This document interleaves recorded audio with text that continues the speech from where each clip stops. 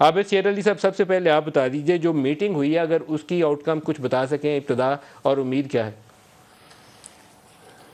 بہت شکریہ ملک صاحب، جو آپ نے بھی عوام کو بتایا سارا کچھ. دیکھیں، ہمارا تو پہلے دن ہی نقطہ نظر یہ ہے کہ تمام ہماری جو پولیٹیکل پارٹیز ہیں ماسوائے پی ٹی آئی کے، جو چاہتے ہیں، جنہوں نے افراتفری پھیلائی ملک کے اندر، سیاسی عدم استحکام لے کر آئے ملک کے اندر، معاشی بدحالی پاکستان کے اندر یہ لے کر آئے، ایک معاشی بد اخلاقی بھی پی ٹی آئی کے دور میں متعارف کرائی گئی قوم کے ساتھ.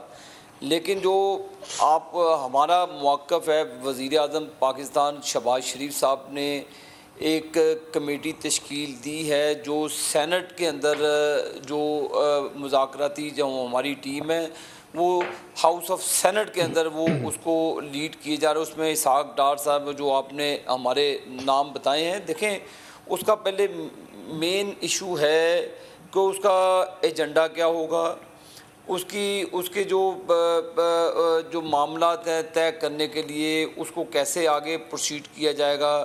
جو پی ڈی ایم کے تحفظات ہیں اور پولیٹیکل پارٹیز کے تحفظات ہیں، جو ہمارے ساتھ ناانصافیاں ہوئی ہیں، جو ہمارا الیکشن چوری کیا گیا ہے، وہ تمام جو ہمارے تحفظات ہیں ان کو اس کمیٹی کے اندر ایڈریس کیا جائے گا اور اس کا مین ایجنڈا سیٹ کیا جائے گا. مین ملک صاحب ایجنڈے کو فوکس کرنا ہے.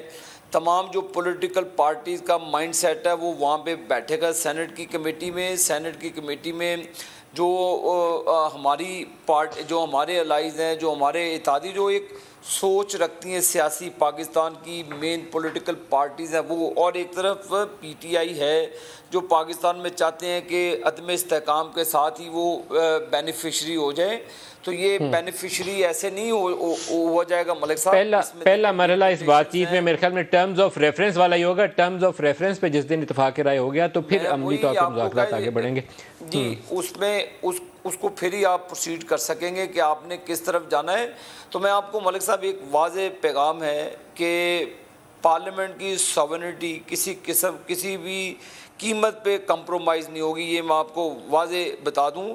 لیکن تناؤ کو کم کرنا چاہیے، یہ تمام پولیٹیکل پارٹیز کا بھی کام ہے اور ہماری معزز عدالتیں ہیں جو ان کا بھی کام ہے کہ اس تناؤ کو کم کریں. اور آپ نے اچھی انٹرو میں بات کی کہ ان کو ایک راستہ ملا ہے کہ اس تناؤ کو کم کرنے. اگر ایکسٹریم کی طرف لے کر جائیں گے ملک صاحب، اس میں اس ادارے کی سینکٹیٹی کے اوپر بھی سوالات آگے بہت جنم لیے ہیں. جو بھی آڈیو لیکس میں نے آپ کو یاد ہوگا کہ آپ کے پروگرام میں کہہ کر اٹھا تھا کہ ابھی ملک صاحب بہت سی ایسی لیکس ہیں جو آئیں گی. آپ کو یاد ہوگا کہ نہیں ہوگا، میں نے آپ کو پروگرام میں بارہا کہا تھا کہ ابھی بہت سی لیکس ہیں.